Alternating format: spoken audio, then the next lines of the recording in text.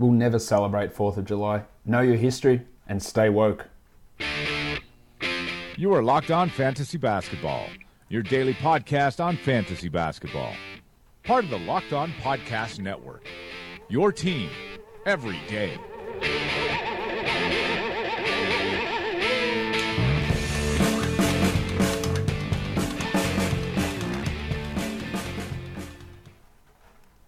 Hello and welcome to the Locked On Fantasy Basketball podcast brought to you by Basketball Monster. My name is Josh Lloyd and I am the lead fantasy analyst at basketballmonster.com, and you can find me as always on Twitter at redrock_bball. Going to be looking at the latest moves in NBA free agency. Not that much has really happened over the past 24 or even 48 hours. And also what we'll be doing today is having a quick look at some players who did have some success in the G League last season, and who, for those of you especially in deep leagues and dynasty leagues, will want to keep an eye on these guys in terms of who they are and what they can produce if they do happen to come to the NBA this season. So a little bit of a different show today. There was no Summer League action on the 4th of July. We do have some Summer League games that are currently going at the moment, and maybe I'll touch on them a little bit later if there was any decent enough performances for us to mention, but mainly looking at a couple of moves in free agency and talking about some G League guys for those of you in deeper dynasty formats. Michael Bolton. Let's get to it. All right, let us indeed get to it. Let's start with the free agency signing that did occur in the last 24 hours, and that is Nemanja Bjelica, formerly of the Minnesota Timberwolves, signing a $4.4 million one-year deal with the Philadelphia 76ers. The Timberwolves, to me, inexplicably, declined the qualifying offer on Bjelica, making him an unrestricted free agent. Then they went out and spent more money on a guy like Anthony Tolliver when they could have just kept Bjelica around. Now, Tolliver's fine. He can hit threes. Bjelica can do more than that. He can hit threes. He can handle the ball. He can play the three. He can play the four. I don't really understand that decision from the Timberwolves, but basically that goes in lockstep with everything that Tom Thibodeau has done with this team. But the Sixers get themselves another unbelievably exciting, maybe exciting is the wrong word, but it's really strong depth piece to add to this team. The Sixers' depth is it's ridiculous. You're trying to look at this roster, they're going to have to cut some guys, but we're talking about a point guard rotation at the moment of Simmons, TJ McConnell, Markelle Fultz, who hopefully is going to have a much better season this year. There's Jared Bayless, who probably won't even make the roster. You've got JJ Redick there at shooting guard. There's Zaire Smith, DRC. You've got Landry Shamet. You've got Shake Milton, two guys who were drafted. Then you've got Bob Covington. You've got Wilson Chandler, old baby neck. He came across this season. There's Bjelica there. You're going to have Dario Saric, Joel Embiid, Amir Johnson, Rashawn Holmes.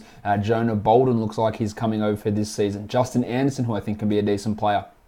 Timothé Luwawu-Cabarrot, who may not even be able to make the roster, given that these other players, the strength or the way they're strengthening this team. So they did lose Ersan Ilyasova, they did lose Marco Bellinelli, but you've got Fultz taking some of those minutes, and you're going to have Bjelica take some of those minutes as well. So some pretty interesting moves for a team that has a ton of depth, but there are going to be guys who just aren't part of the rotation. I don't expect Zaire Smith to be a part of the rotation this season. There's Redick, there's Fultz, there's Simmons, there's McConnell. There's your four guards. On the wing, you've got Babyneck and Covington. In the front court, you've got Bjelica and Saric, and then you've got Embiid / Johnson Holmes at the center position. So Smith, Shamet, Milton, if he even makes the roster, Luwawu-Cabarrot, Anderson, these guys aren't even going to have a chance to make the rotation. Jonah Bolden, that is how deep this team is going to run. Bjelica last season was the 224th ranked player in 20 minutes. He's not an excellent fantasy option, but he can be a useful player. He hit over a three, had almost a steal, and shot 46, 80, and 42%. Well up from his second season where he was only a 32% three-point shooter. Got his true shooting up over 58, replaced Jimmy Butler in the starting lineup. But curiously, when Butler came back, Tom Thibodeau, in all his coaching brilliance, decided to eliminate him from the rotation, which I thought was a nonsense move. And we saw in the playoffs, 11 minutes in the final game against the Rockets, 20 minutes in the game before that, 19 minutes the game before that. They're really limiting him and getting Anthony Tolliver in, an older player who isn't as good at handling the ball. It's a weird one. Now, the 20 minutes that Bjelica played last season for Minnesota, that's probably going to be what he does for Philadelphia, backing up Šarić, and maybe playing some of those minutes alongside Šarić if they go small with Dario at centre. But you've also got Covington, you've also got Chandler who can play the 4. There's not an embarrassment of riches, but there's a ton of just very, very solid players on this Philadelphia roster for next season. So a very strong signing. They got him at a cheap price, which is always awesome. And again, because there's very little money out there, there are going to be tons of deals for players on the open market, and teams are going to get good deals. The problem with it, of course, is that most of these guys are going to be signing for just 1 year, and that's exactly what we saw this season. Another signing that just came through as we were recording is Australian wing Ryan Broekhoff, who people have been clamoring for him to get into the NBA for quite a while. He's 27 years of age. Shams just announced about a minute before I went to air here recording that he will be signing a 2-year deal with the Dallas Mavericks with the first year guaranteed. Broekhoff is a guy who played for Denver in Summer League a couple of years ago and played really, really well in that time, and then went back overseas and played in Russia for Lokomotiv Kuban last season across 32 games and 25 minutes per game. He shot 53% from the field and 49% from 3 on over 4 attempts per game, 89% from the line. He grabbed almost 5 boards, had over a steal per game, but his value is really in shooting, and there's a spot there in Dallas with Doug McDermott moving on to Indiana. You can Broekhoff come in and provide some of that wing depth there as a shooter. We had guys like Kyle Collinsworth, you had Jalen Jones at times getting minutes for Dallas on the wing. They've lost Seth Curry as well.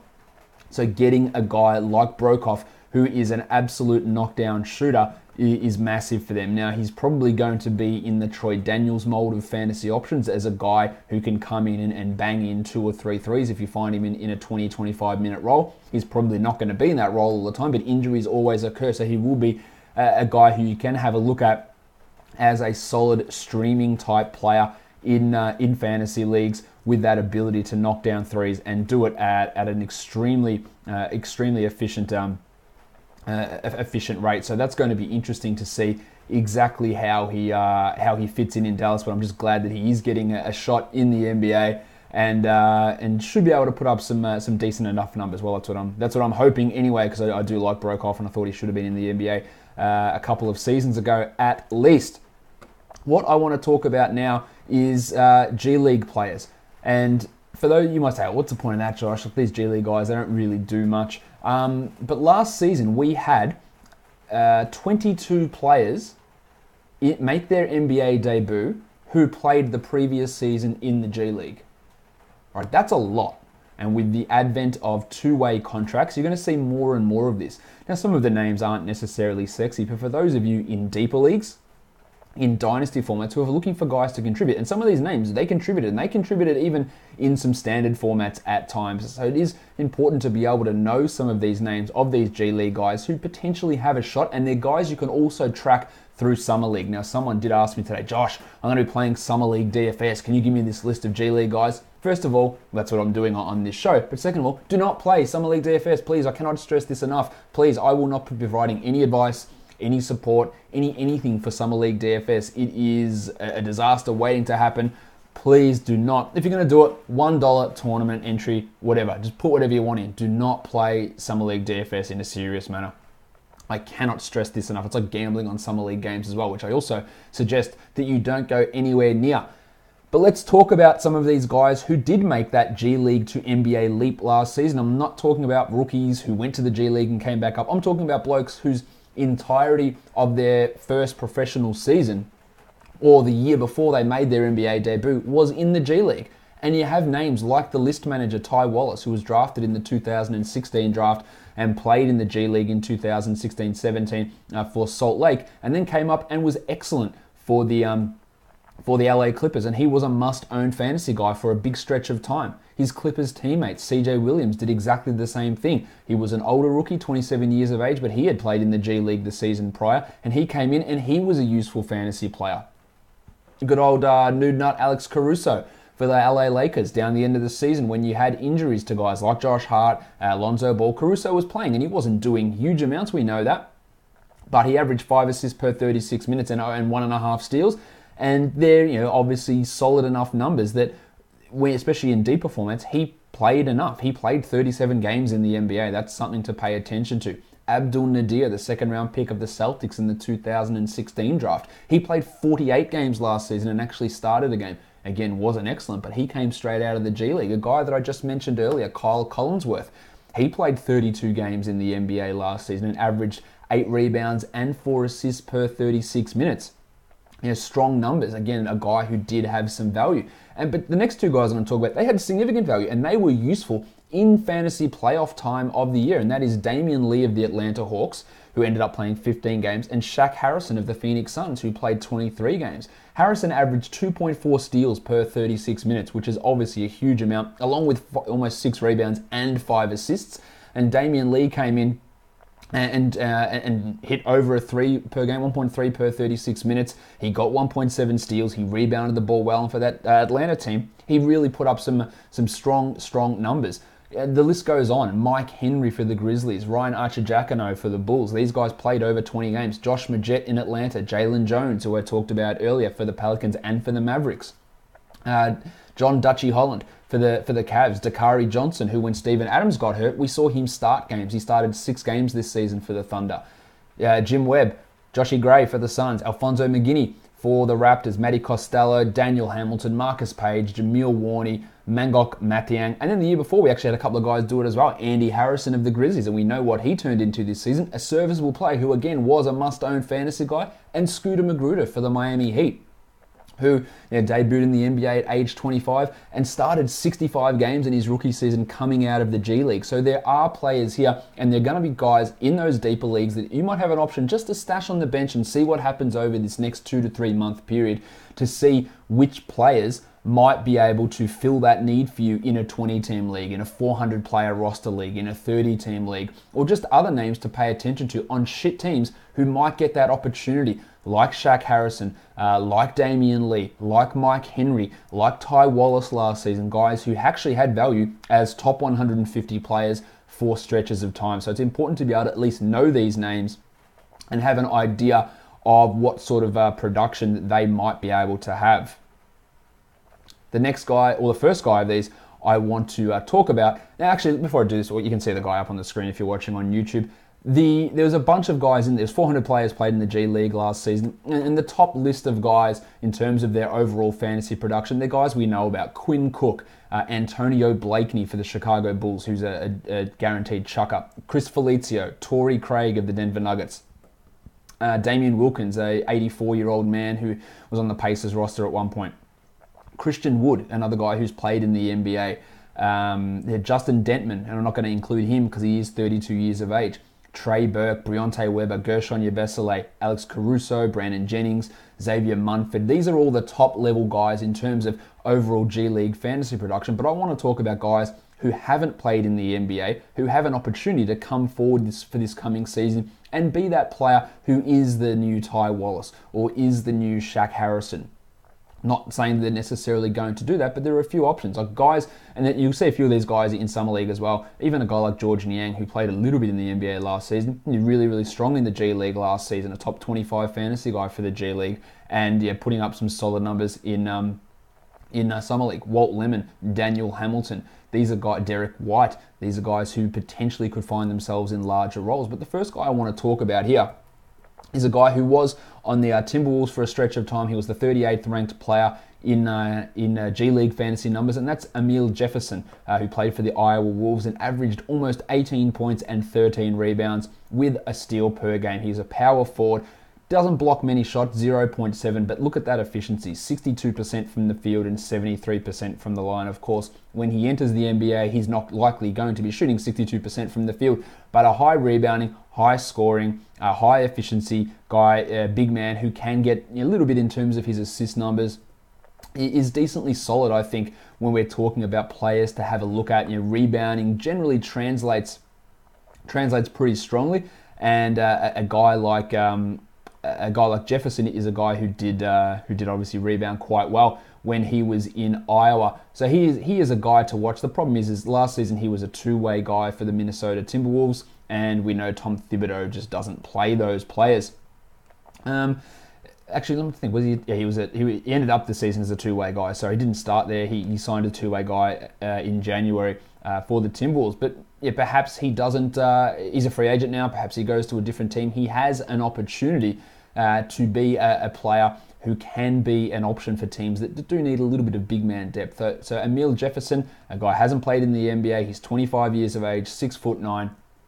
He is a guy that we can have a look at and potentially have some value, I guess, in looking at him moving forward as one of those guys, just a name to pay some attention to.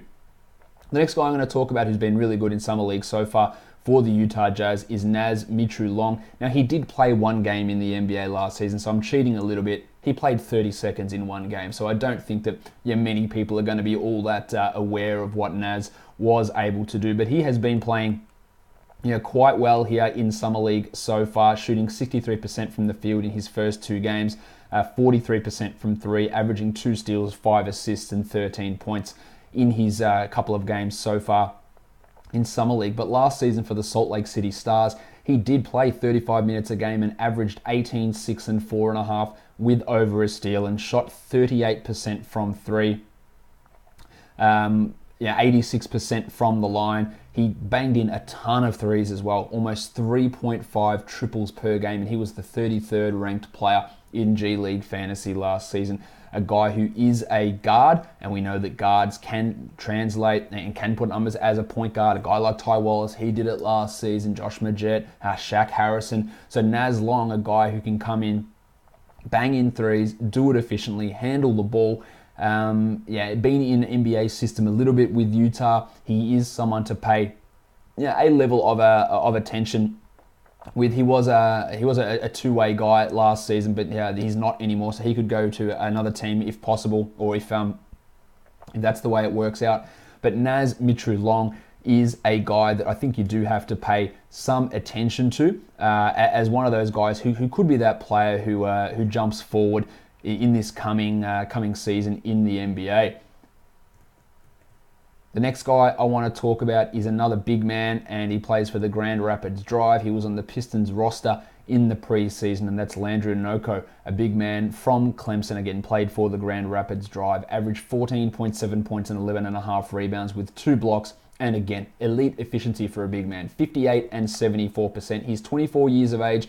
He's 6'10". He's from the Cameroon, or from not the Cameroon. He's from Cameroon, and put up some decent numbers. Now he has played a couple of games for Sacramento in Summer League this season, averaging 5 and 6 with 1.5 blocks in only 14 minutes. So obviously they're relatively impressive numbers in that limited time that he has been playing here. So not for Sacramento, he's been playing for the Miami Heat off the bench there behind Bam Adebayo, and another guy that could find himself finding a two-way contract or a couple of 10 days at the end of the season. The high efficiency, high free throw, shot blocking, rebounding type are guys that can come in and be really streamable. NNOKO, a guy at 24 years of age, could be one of these big men who took a while to really start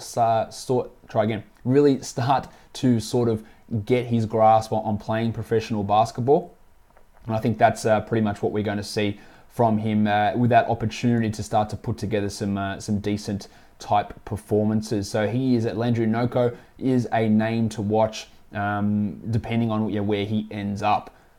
The next player I want to talk about has probably the best name in the G League or in the NBA in general, and it is SCOOCHIE Smith, a 23-year-old guard. His actual name is Deshaun, but let's go with SCOOCHIE, 6'2" guard. He actually played down here in Australia last season for Cairns, averaged 10, 3, and 2.3 assists with almost a steal per game, and hit over a 3 per game in his 22 minutes, 34% from 3. And it is quite hard to get decent numbers in the Australian League, especially when you're starting every game, limited type of minutes. A decent enough production from SCOOCHIE down here for Cairns. But in the G League, he played about 10 games for the Canton Charge, averaged 14.5 points, 4.3 rebounds, and 8.1 assists, along with 1.6 steals, and shot 53% from the field. Now that is not what he did in Australia. He was at 41% from the field down here.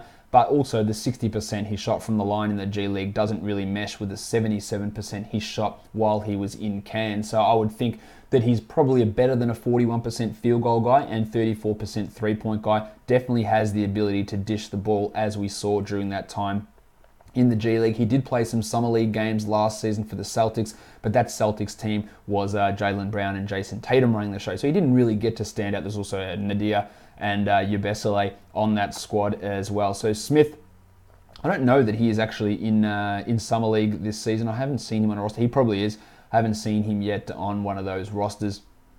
But he is a guy just to watch coming out. Depends if he goes back to Australia or if he does stay in the G League. But could be a March, April special type of guy who does get called up to a team and perhaps is able to provide some interesting type of value. But those high assist numbers that he's able to put up are a little bit intriguing.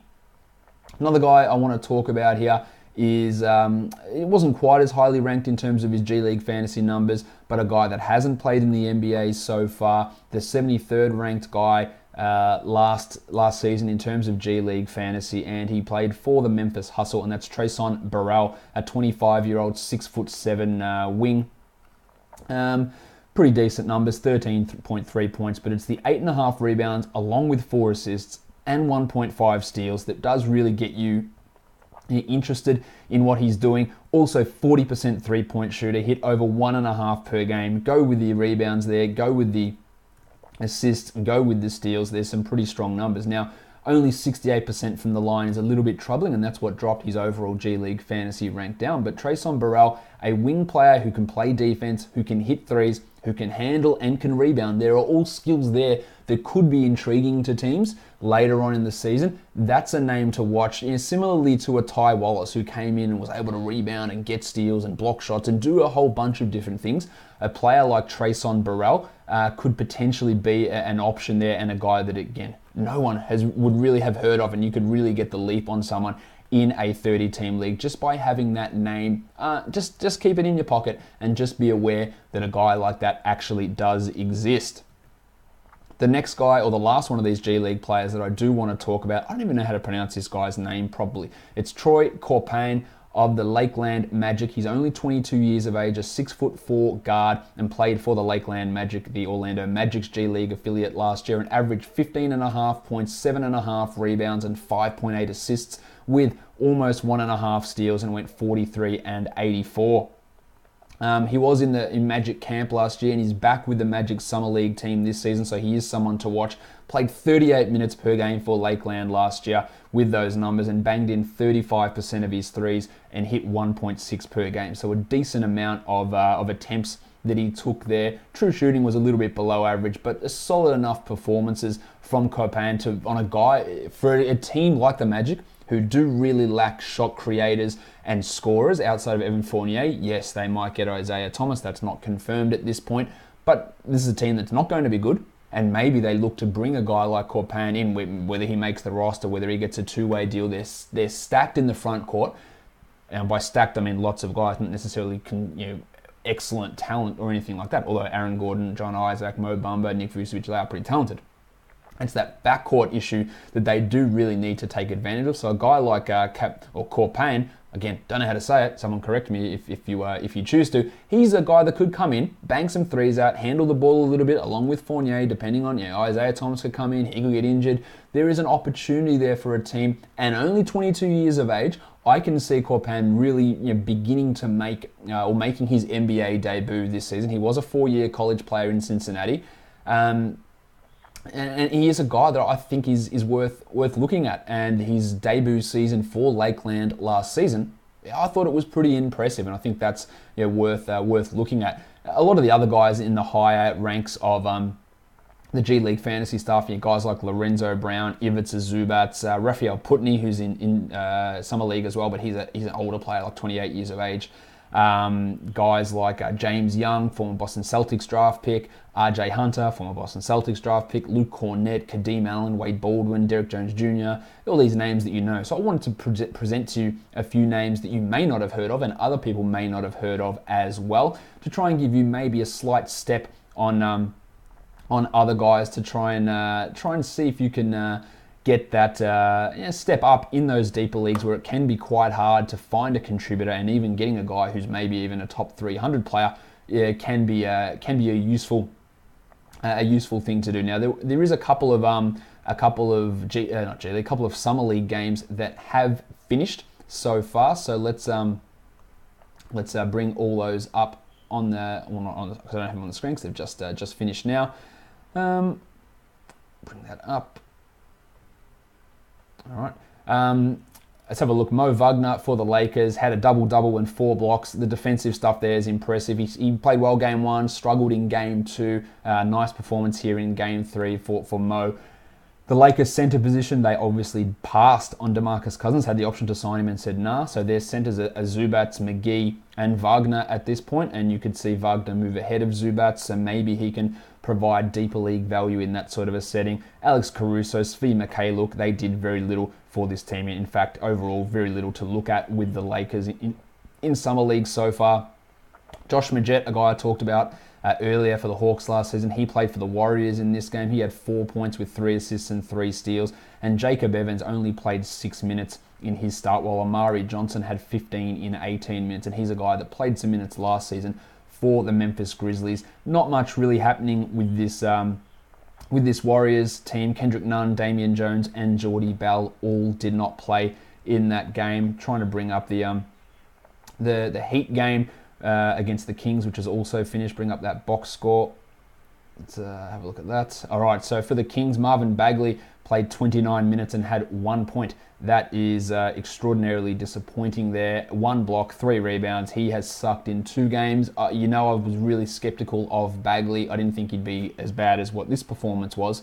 But that's a little bit worrying. That's why I had him 6th in my Dynasty rookie ranks, and I don't think he'll be a standard league guy. Harry Giles bounced back, had 11 and 12. He looks really strong. I don't think he's going to be enough for a standard league guy. Well, Justin Jackson, that's 2 strong games in a row for Jackson, but we always want to look, what else did he do? We had 26 points with 3 rebounds and nothing else, and did it on 53% shooting. The game before, he had about 24 points and did it on 70% shooting with no other stats, and that's always the concern with Jackson. Go look at his game log, and you can see that last season, that when he has these big scoring games, it's paired with nothing else, and the ability to do nothing else or it comes on extremely high and unsustainable efficiency. But it's good that he's able to do it. He just needs to be able to do more. Frank Mason also struggled in this one, 3, 5, and 5.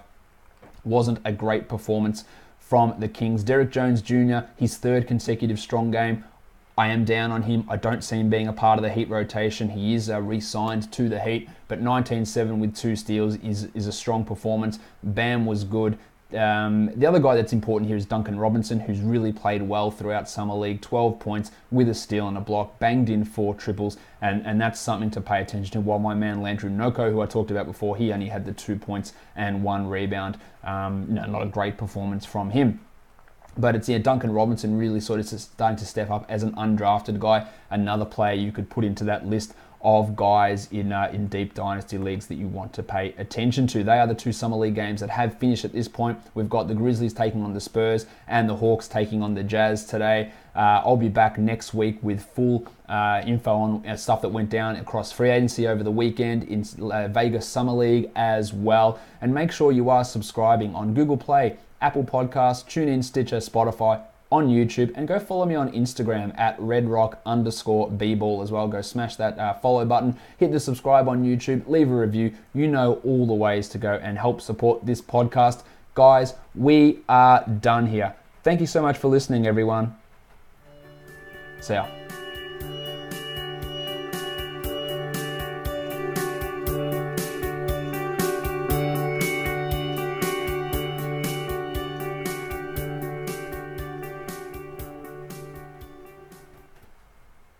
Lonnie Walker IV.